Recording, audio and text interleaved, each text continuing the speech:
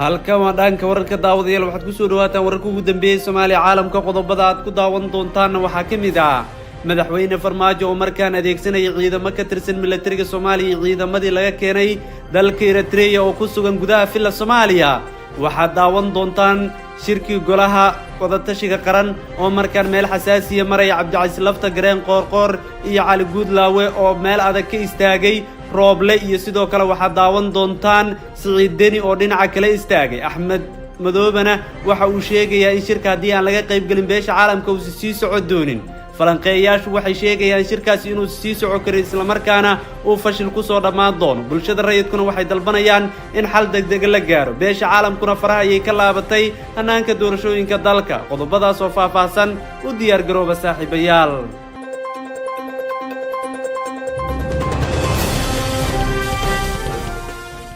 aynu ku bilownay isbedel xoogan ayaa wuxuu ku yimid xaaladda siyaasadeed ee dalka kadib markii madaxweynaha Jamhuuriyadda Federaalka Soomaaliya Maxamed Cabdullaahi Farmaajo uu go'aansaday in awood ciidan lagu soo afjaro khilaafka siyaasadeed ee kala dhaxeeya Maxamed Xuseen Rooble ra'iisul wasaaraha xukuumadda xilgaarsiinta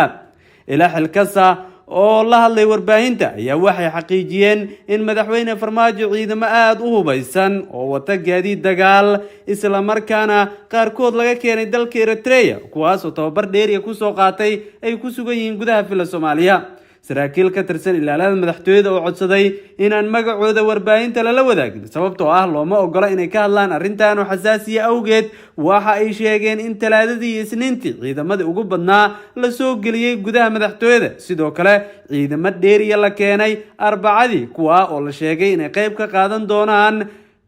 madaxtooyada ammaankeeda isla markaana ay si adag ula dagaalami doonaan cid walba oo carqalad ku ah nabadgelyada waxay sidoo kale ciidamadaasi ay sheegeen inaysan ogolaa doonin in ciidamaha beeleed u abaabulan ee xafiiska ra'iisul wasaaraha ku sii sugnaadaan ama gudaha madaxtooyada waxay sheegeen in la gaaray xilliga wax laga qaban lahaa caqabadaha hor yaala dalkan isla markaana waajib qaran tahay in wasiirka koowaad ee xukuumadda haddii uu maleeshiyad wadanayo uu la joogo gurigiisa balse aan laga ogolaan doonin ciidamo aan ka tirsanayn guutada 77 ee ciidanka xoogga dalka inay soo galaan gudaha madaxtooyada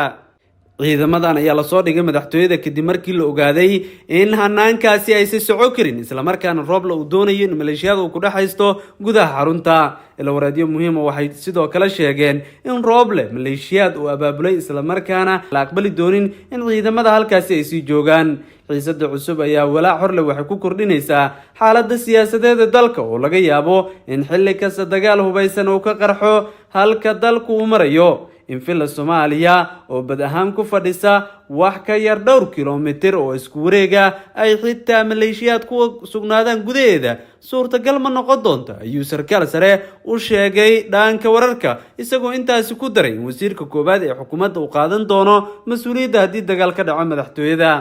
dhanka kale shirka golaha wadatashiga qaran ayaa meel sare gaaray waxaana la isku fahmi waayay qodobada shirka ku jira iyadoo qodobka ugu adag uu yahay ka nabadgelyada la xiriira taasina waxa ay keentay fashil inuu sii socdo shirka ka oo la rumaysan yahay in xitaa xaaladdu ay ka sii dari karto qaabka haatan loo malaynayo waxaa sidoo kale la fahamsan yahay in si walba ay dhinacyadu ugu guuldareysteen in la sii socodsiiyo hanaanka doorashooyinka Maxamed Xuseen Rooble ayaa waxa uu sheegay in qorshihiisa oo kaliya uu socon karo isla markaana ay waajib tahay in la taageero hanaanka uu doorashada ku raadinayo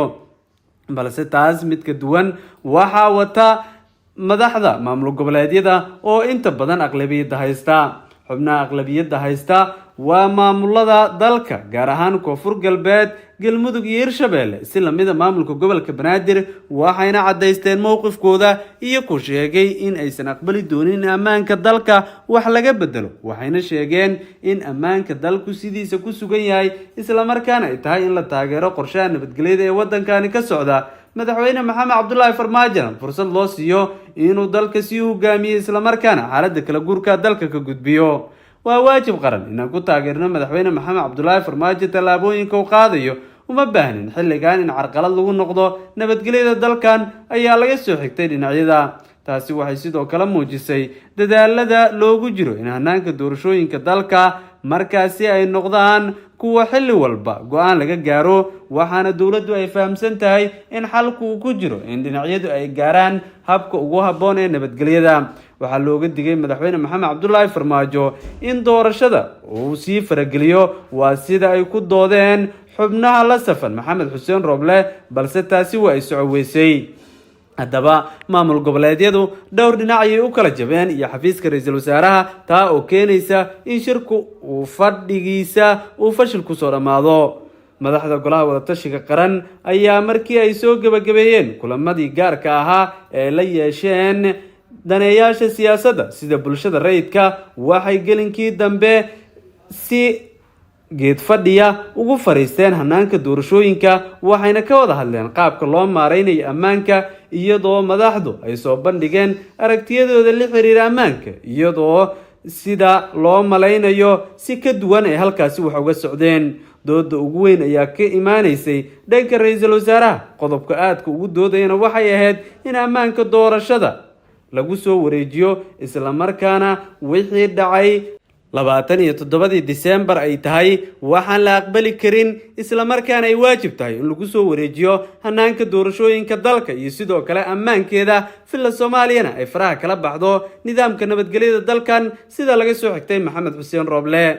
hogaamiyaha dowlad goboleedka Puntland Siciid Cabdullaahi Deni ayaa taageeray ra-iisul wasaaraha, wuxuuna sheegay in wasaaradda amniga iyo ra-iisul wasaaraha ay mas'uul ka noqdaan nabadgelyada, halka madaxweynayaasha Galmudug, Hirshabelle aysan markii hore mowqifkooda caddayn, balse ay dib ka caddeeyeen, sheegeenna inay si walbaba u taageersan yihiin in hanaanka doorashooyinka dalka gaar ahaan nabadgelyada looga dambeeyo filla Soomaaliya, isla markaana wax faragelin lagu sameyn. madaxweynaha Koonfur Galbeed Cabdicasiis Laftagreen oo markii hore diidana shirka uu ku baaqay ra-iisul wasaaraha ayaa aaminsan aragtidiisa ku salaysan mowqifka filla Soomaaliya ee ka soo horjeeda ra-iisul wasaaraha, waxa uuna cadeeyay in xilligan ay tahay waqtigii la sii lahaay ammaanka iyo nabadgelyadaba madaxtooyada Soomaaliya, isla markaana laga shaqeynayo geedi socodka iyo dardargelinta howlaha doorashooyinka aan lagu mashquulin siyaasadda ka socota filla Soomaaliya dhexdeeda.